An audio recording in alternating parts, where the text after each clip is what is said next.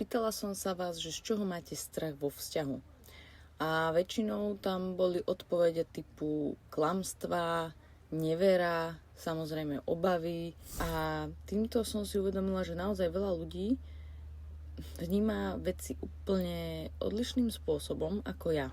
Pretože vám reálne nevie nič ublížiť, pokiaľ to vy sami nedovolíte. A ja rozumiem tomu, aké to musí byť pre vás, ako to prežívate, hej, že keď proste vám skončí ten vzťah, keď zistíte, že niekto vás podviedol, niekto vás oklamal a podobné veci. Ale povedzte mi reálne jeden dôvod, prečo by ste sa za to mali trápiť. Veď váš život nekončí týmto. Ako sa hovorí, každý koniec je nový začiatok. A práve z toho začiatku by ste sa mali proste tešiť. Čo ešte zažijete? Aké pekné chvíle prežijete? Aké budete mať nové zážitky?